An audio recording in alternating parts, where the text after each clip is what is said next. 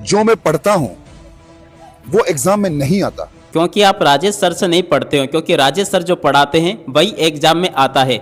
जी हाँ प्यारे विद्यार्थियों, आज मैं यहाँ पर आपको बताने वाला हूँ आपकी वार्षिक बोर्ड परीक्षा 2026 के लिए कक्षा 12 राजनीति शास्त्र विषय के पेपर में आने वाले 3-3 अंक वाले ऐसे क्वेश्चन जो कि प्यारे बच्चों 100% आपके पेपर में छप चुके हैं। जी हाँ प्यारे विद्यार्थियों, आज हम यहाँ से राजनीति शास्त्र विषय के पेपर के लिए 3-3 अंक वाले ऐसे क्वेश्चन आंसर देखने वाले हैं जो कि प्यारे बच्चों 100% आपके पेपर में छप चुके हैं। तो देखिएगा प्यारे विद्यार्थियों, पहला प्रश्न ये रहा, आप लोग यहाँ से इस क्वेश्चन के आंसर को अच्छे से याद कर लें। राष्ट्र निर्माण की कोई 3 चुनौतियां प्यारे बच्चों आपको याद करके लिखकर आनी होगी, ठीक है ना। राष्ट्र निर्माण की प्यारे बच्चों देखो 3 चुनौतियां आपको अच्छे से याद कर लेनी है, ये आपके पेपर में परीक्षा में जरूर पूछी जाएंगी।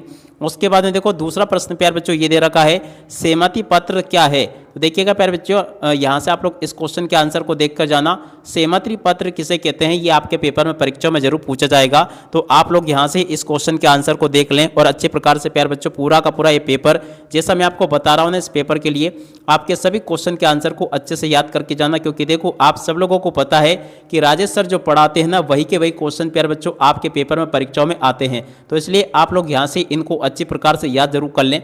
अब देखो, अब अगला क्वेश्चन ये दे रखा है, आपातकाल के कोई 3 परिणाम लिखिए। ये भी प्यारे विद्यार्थियों आपके पेपर में परीक्षा में जरूर पूछे जाएंगे ये क्वेश्चन। तो इन क्वेश्चन के आंसर को आप लोग यहाँ से देख लें और पूरा का पूरा इसको अच्छे से याद कर लेना।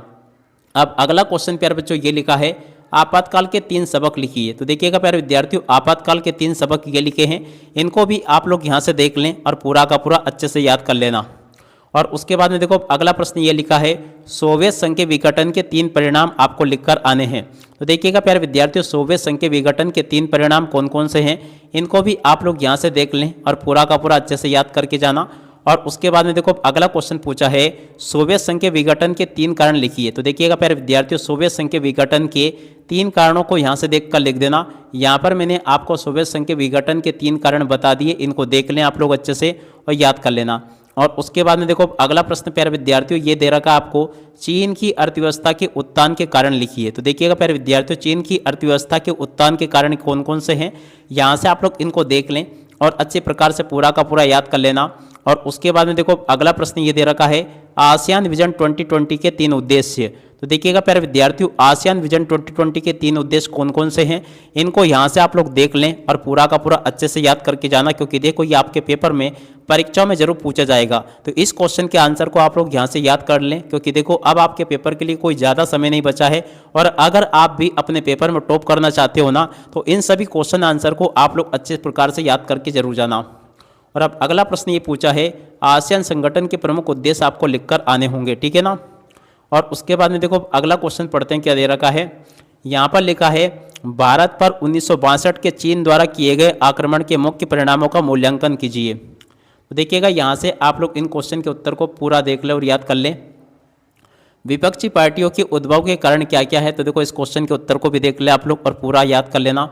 और अब अगला क्वेश्चन प्यारे बच्चों ये दे रखा आपको, प्रथम आम चुनाव से वर्तमान आम चुनाव तक मतदान के बदलते तरीकों को स्पष्ट कीजिए, ठीक है।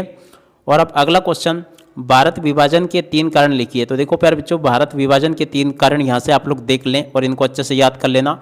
और उसके बाद में देखो एक ये वाला क्वेश्चन जो कि वेरी वेरी मोस्ट IMP 100% आपके पेपर में छप चुका क्वेश्चन है ये, हैदराबाद रियासत का भारत में विलय किस प्रकार से हुआ, ये प्यारे बच्चों आपको समझाना है। तो यहाँ से आप लोग इस क्वेश्चन के आंसर को देख लें और पूरा का पूरा प्यारे विद्यार्थियों आप लोग यहाँ से इस क्वेश्चन के आंसर को याद करके जाना। क्योंकि देखो आपको जैसे क्वेश्चन मैं बता रहा हूँ ना, 100% आपके पेपर में परीक्षा में क्वेश्चन जरूर पूछे जाएंगे। तो इसलिए प्यारे विद्यार्थियों आप लोग यहाँ से इन क्वेश्चन के आंसर को अच्छे से याद करके जाना।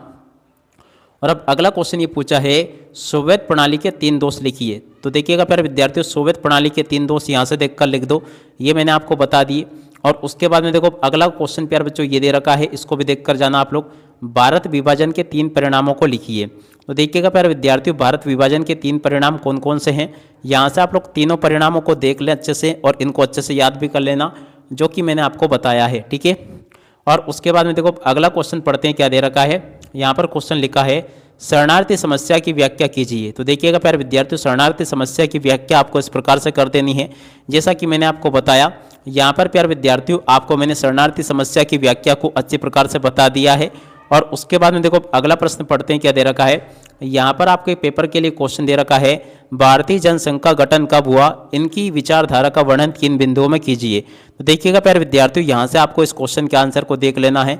अब पूरा का पूरा प्यारे विद्यार्थियों इस क्वेश्चन के आंसर को अच्छे प्रकार से याद कर लेना। जैसा कि मैं आपको बताता हूँ, वैसे के वैसे क्वेश्चन प्यारे बच्चों आपके पेपर में एग्जाम में पूछे जाते हैं, तो यहाँ से आप लोग इनको अच्छे से याद करके जाना। और उसके बाद में देखो अगला प्रश्न ये दे रखा है, कांग्रेस की स्थापना कब हुई, इनकी विचारधारा के 3 बिंदु आपको लिखकर आने हैं। तो देखिएगा प्यारे विद्यार्थियों, यहाँ से आप लोग इन क्वेश्चन के आंसर को भी देख लें और पूरा का पूरा इसको याद कर लें। यहाँ तक के सभी क्वेश्चन और उन क्वेश्चन के उत्तर बता दिए गए हैं। और अब अगला प्रश्न अपन पढ़ते हैं, क्या दे रखा है, सोवियत प्रणाली की 3 विशेषता आपको लिखकर आनी है। तो देखिएगा सोवियत प्रणाली की 3 विशेषताएं कौन कौन सी है, इनको यहाँ से देख लें आप लोग और अच्छे से याद भी कर लें। और उसके बाद में देखो यहाँ पर आपके पेपर के लिए इस प्रकार से क्वेश्चन पूछे गए हैं, इन क्वेश्चन के उत्तर को आप लोग देखते चले बराबर। और उसके बाद में देखो यहाँ पर क्वेश्चन दे रखा है, शॉक थेरेपी को इतिहास की सबसे बड़ी गराज सेल क्यों कहा गया। तो देखो इस क्वेश्चन के उत्तर को देख ले पूरा का पूरा और अच्छे से याद कर लेना। क्षेत्रीय संगठन क्यों बनाए जाते हैं, तो देखो इस क्वेश्चन के उत्तर को यहाँ से देख लें और पूरा का पूरा इसको अच्छे से याद कर लेना। ये भी प्यारे बच्चों आपको मैंने पूरा का पूरा बता दिया अच्छे प्रकार से, ठीक है। इस प्रकार से प्यारे बच्चों आपके 3-3 अंक वाले सारे के सारे क्वेश्चन और उन क्वेश्चन के आंसर मैं यहाँ पर आपको बता चुका हूँ। तो इन सभी क्वेश्चन को आप लोग अच्छे से याद कर लेना।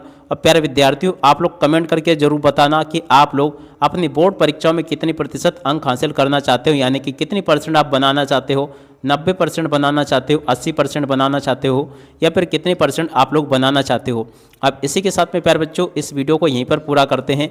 अगला वीडियो प्यारे बच्चों अपना 4 अंक के प्रश्नों के ऊपर होगा, तो आप लोग इस वीडियो को देखना भी मत भूलना। अब इसी के साथ में इस वीडियो को यहीं पर पूरा करते हैं। नमस्कार, जय हिंद, जय भारत।